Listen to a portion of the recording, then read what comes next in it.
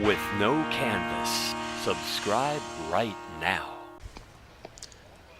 So, some things in art are brought about by the grand design of the artist. And some things in art are brought about by just a hunch or an inkling. Sort of like this. In a time and a place where someone's prepared and they do something that someone else doesn't do, and they make the most out of it. And then it becomes something. It took the ability, it took the inkling, it took the doing, and then later on it took the extended life and learning of that same artist to realize we still have something here. This is an art piece. It's not going to be in a museum. There's my charger. My 69 Dodge Charger again. Oh, I love it. I still have it in the garage, by the way. Doesn't run anymore, but I hope to have some money and do it. Get it going again eventually. 60 minutes? There's Sam. Now, notice the importance of getting the right beer. He's going to tell you about that in a minute. And as I was saying, though, it takes the ability. It takes the being in the right time at the right, right place at the right time. And it takes the artistic appreciation and understanding to want to be able to share. And it's not going to be in a museum somewhere up on the wall in a gallery, but it's an art piece. It's an art piece. Because, and I'll tell you what makes it an art piece is the unique quality of it. Now, today, it's not unique anymore. People doing this stuff all the time. The internet's filled with it. Everybody's into fame and getting noticed and being the American hero and the new icon and whatever. Back then, we didn't know what we were ever going to do. That was a girl that was a very nice girl. I forgot her name. She was asking me if I wanted to be a roommate with her my second year, but I was already going to be a roommate over with Ted, so that didn't pan out. That's weird.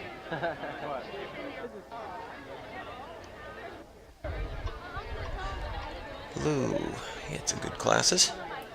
Learned a lot of things in Lou's classes. Ah, there's the drummer. I think his name's Mitch.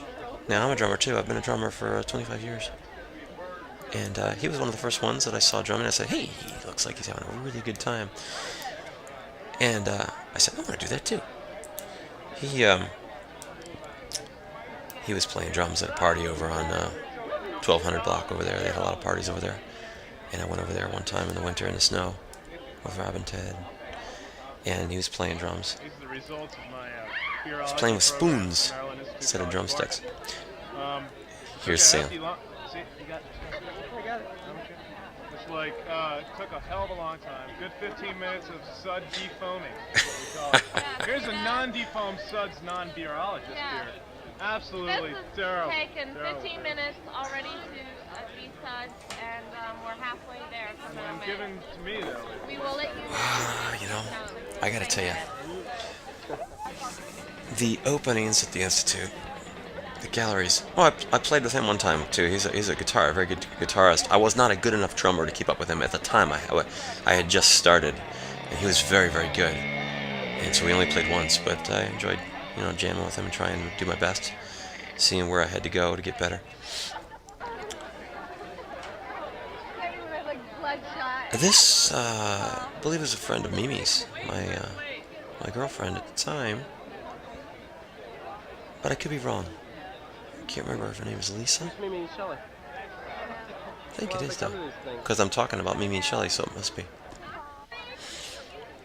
Anyway, according to Mimi, who is now my wife of 20 years, she was an advocate of me and spoke highly of me, and I guess that was a good thing because, like I say, I was a little immature at the time and maybe even a jerk in some people's opinions. Only those that were close to me, because those are the only ones that I would loosen up with. But she was an advocate of me and I always had a good word, Mimi says, to say about me. And I think that probably helped a lot in me getting together with Mimi and having the bumps in the road smoothed out for her. Lori. Thing about getting me on the Love your hair. You got it all like done up there. It's not like all hanging down your face. It's great.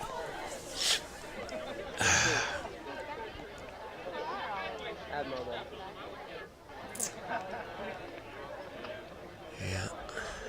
So anyway, the openings, the beer, the wine, the cheese. A lot of those. She used to have longer hair. Oh yeah. At the end of the school year dance in '85, I saw her dancing. She had longer hair. And this is the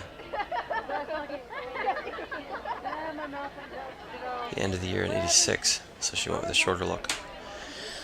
Yeah, these openings, they were the greatest thing. If you didn't have these openings, you'd miss out on so much.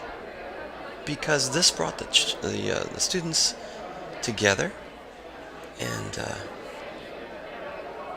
showed what they've been working on, forced them all into one space at the same time, you know, and without these and the dances, it wouldn't have been the same experience. So this was a really good thing.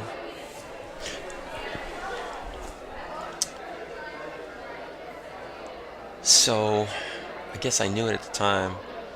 I wanted to just have the video camera going, as opposed to not. Smile. Come on. So, a fellow drummer, Frank Russell. A lot of art history with Frank Russell. He's very dedicated to his work. Very good teacher as far as getting the information.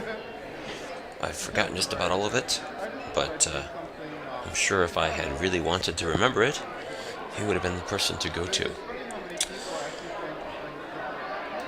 Same thing with Gene Hammond. Great teacher for art history. I've forgotten almost all of it. I always say information is so fleeting. Trivial things pass away so easily. Ideas, if you can teach an idea and you can latch onto it, you'll never lose it. There's Chris. He was the bass player in our band for a while.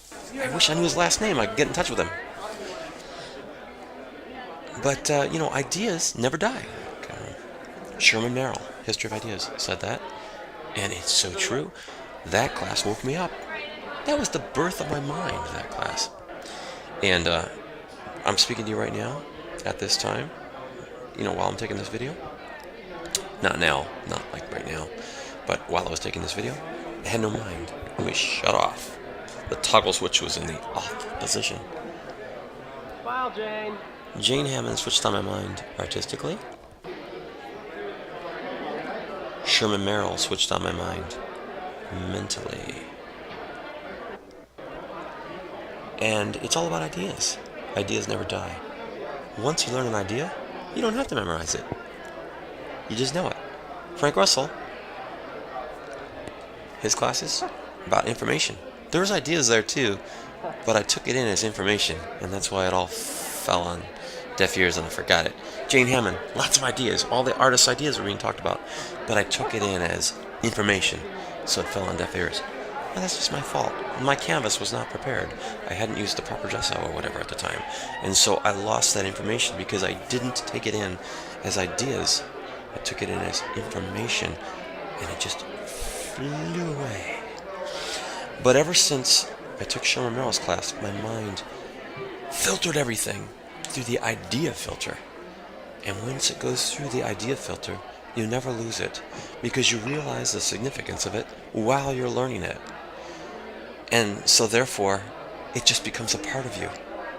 And you indoctrinate it into your life, into your mind, in real time, and it stays with you.